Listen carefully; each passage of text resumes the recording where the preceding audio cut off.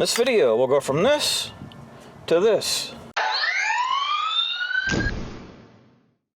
Okay, so I've got a cylinder 2 misfire on this Ford Expedition, and so I will need to replace the coil pack and plugs.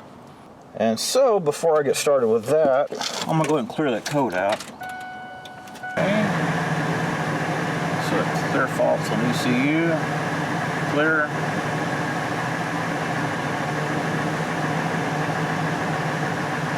And now they're all cleared out. And we'll check engine light.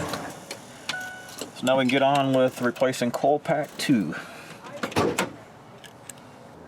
Okay, so the Ford 5.4 firing order is right here at the front of the engine. This would be where the fan is. 1, 2, 3, 4, 5, 6, 7, 8. So this one right here is the one that is misfiring.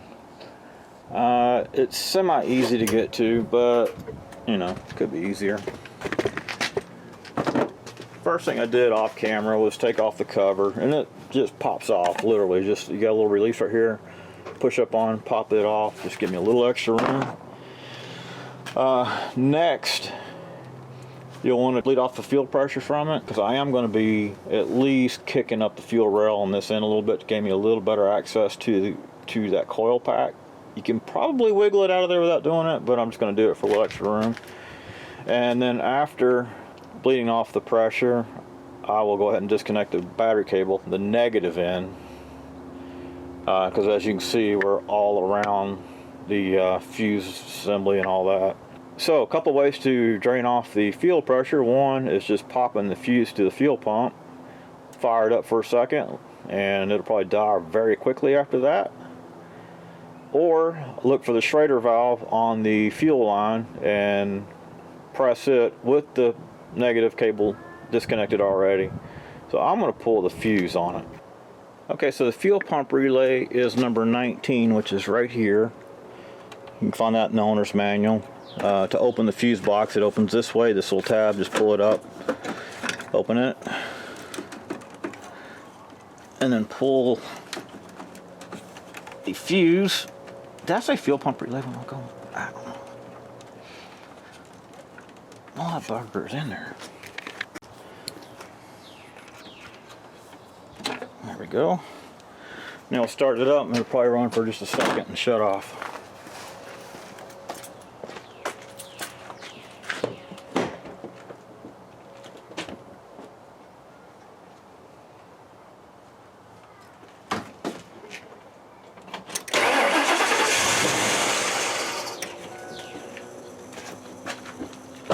There we go. Of course, another option would be to just trip the fuel inertia switch. That should take care of it too.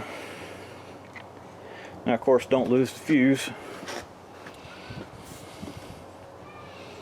Or just simply put it back in there if you disconnect the cable, which is what I'm going to do.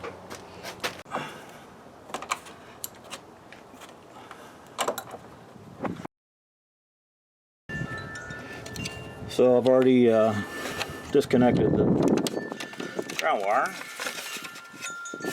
so this thing can go back in.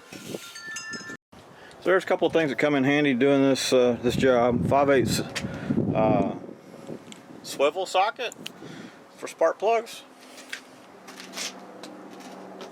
Always use anti-seize when putting anything into aluminum, which the spark plug is going into aluminum head, and some dielectric grease for the spark plug boot.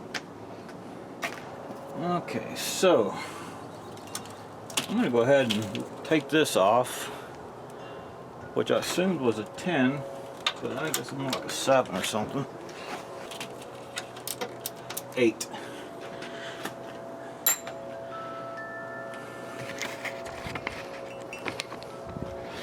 Okay, so there's the first one for the fuel rail.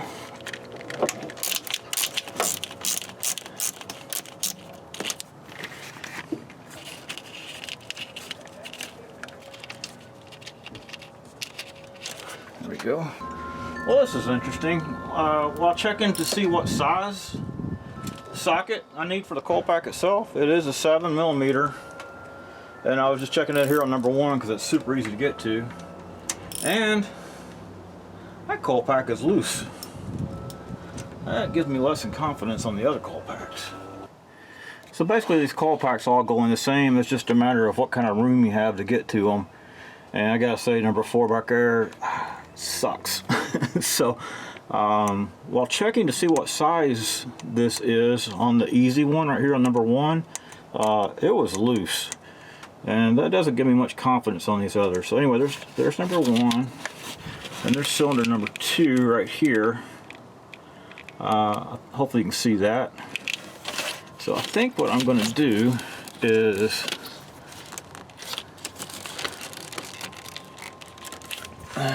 show you how to do it here. Remove the connector for the fuel injector.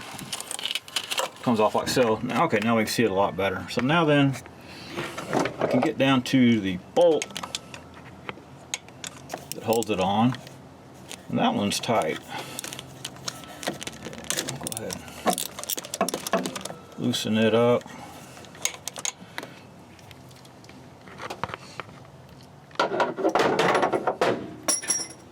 Gravity took it.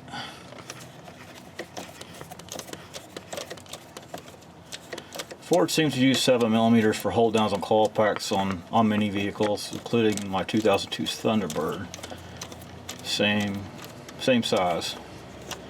It has its own challenges to get into.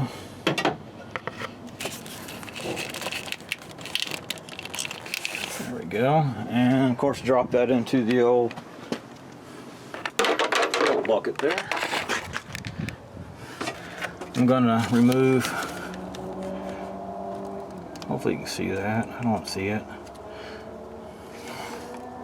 That bolt right there. Which again is a number 8.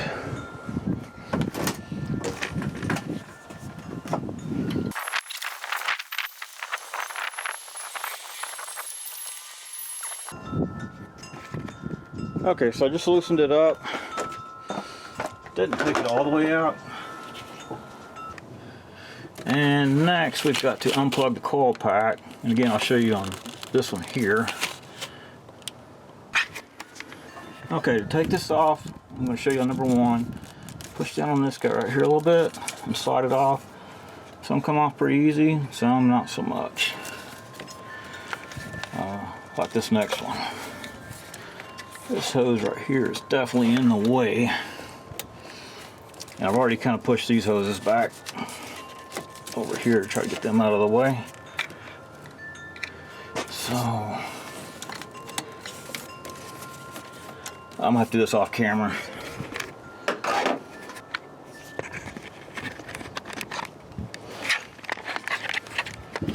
Okay, to release the actual coil pack, push right here, and that will release the connector for the coil pack. Okay, now apparently I've got the boot stuck in there. So try to fish that boot out.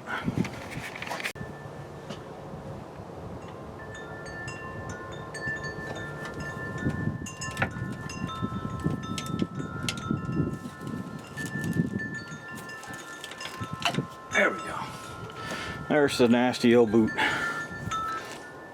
Next, if you're doing the plug, you want to get down in there with some air, canned air hose or whatever, and spray all that out. And then use the swivel socket to pull it out.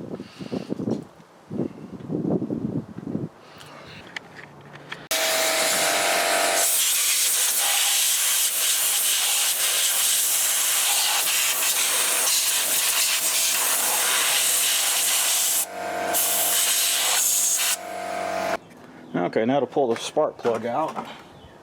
Again, I'm using a swivel.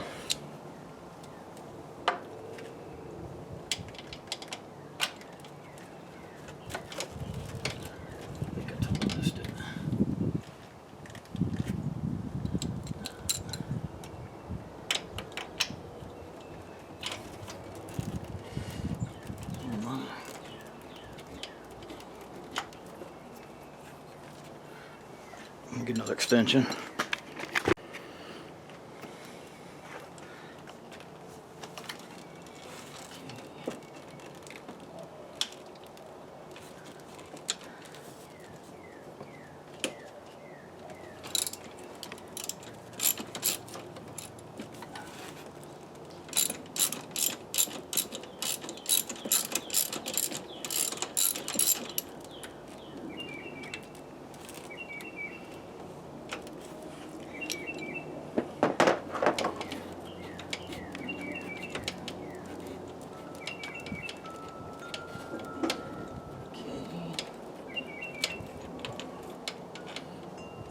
go.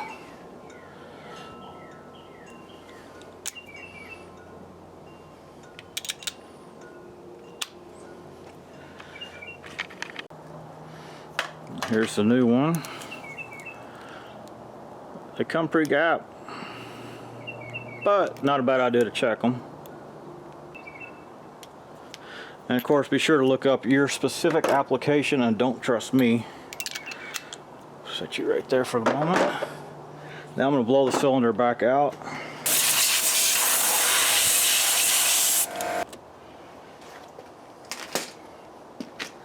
Okay, next on the to-do list is anti-seize.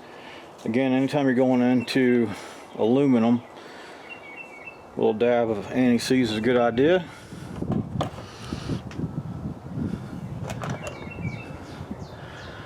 Go. Of course, don't get it on the dang electrode. That's not good. A little bit on there. Of course, as I spin it, it'll push it on around. Again, spark plugs going into aluminum heads. It's a good idea to just start with hand tightening first.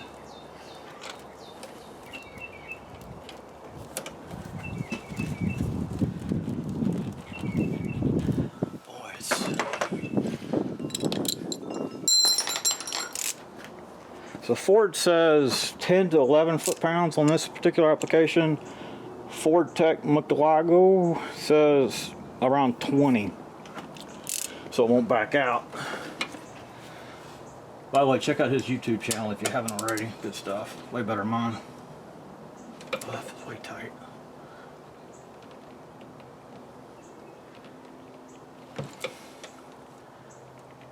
There it goes. Click, click. Check it again. Alright. Get you off of there. Slide this crazy stuff out.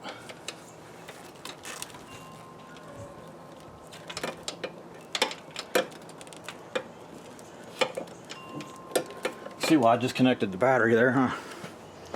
Okay, next up, put the new coil pack in.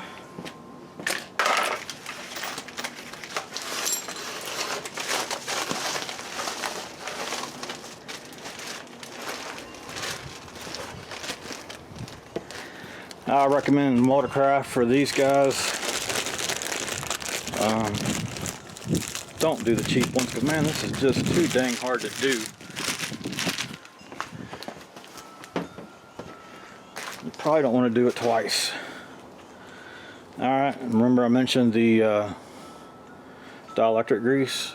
This actually has a little bit on it. Kind of impressive, so put a little bit right along there. I'm okay with it coming up that way a little bit. Now my experience with putting these in is they don't ever feel like they actually have hit in there, even though they do. That's always my fears. Oh, I didn't get on there. So now that I've said that, this one probably won't hit, right?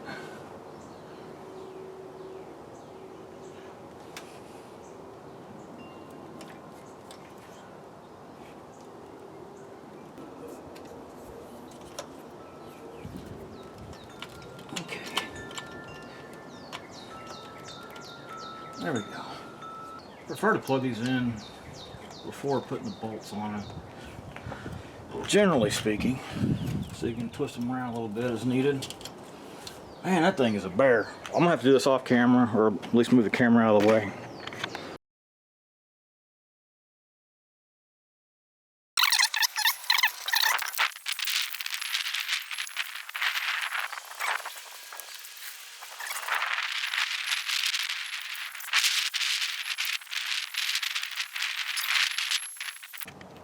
Alright, so I changed my mind. I'm going to try to bolt it down, then plug it in.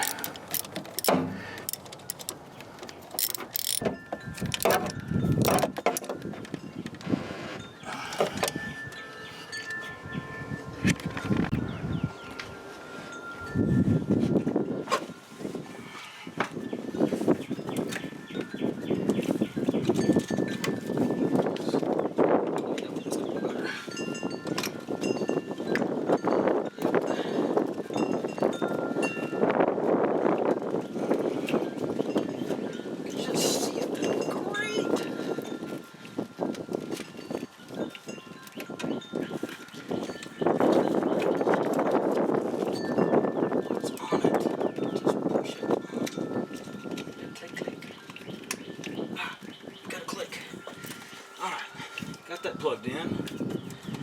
That one is not plugged in. You know, I'm going to plug that injector in first.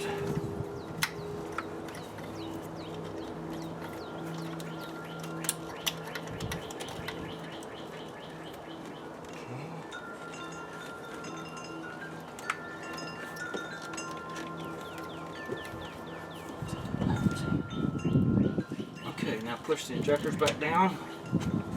By the way, there'll be a link down there to little injector rebuild kit should you need it. I'm going to roll the dice a little bit and pretend like I don't need it.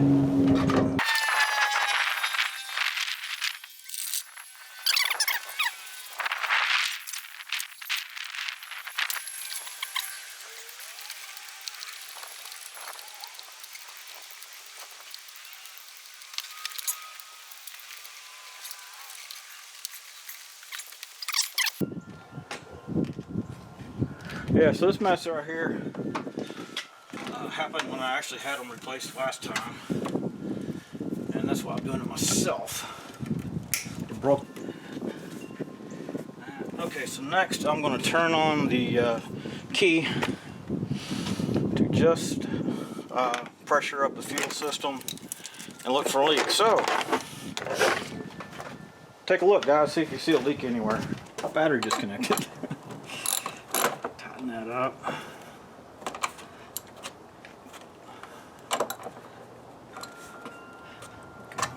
Okay, now I'm going to try it.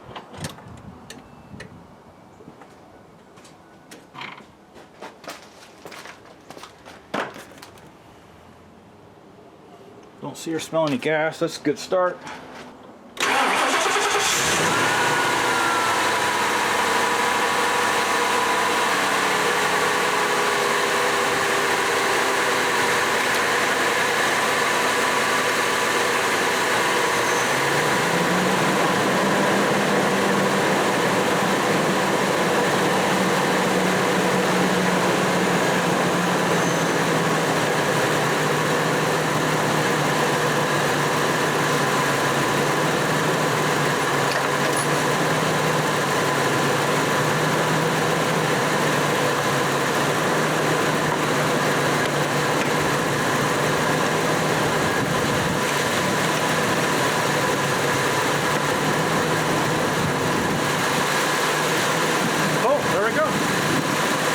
Successful operation. Thank you for watching. Hope you enjoyed this video. If you did, please select like down there and subscribe to my channel. If you didn't like it, well, subscribe to the channel. Maybe you like the next one. Thank you for watching.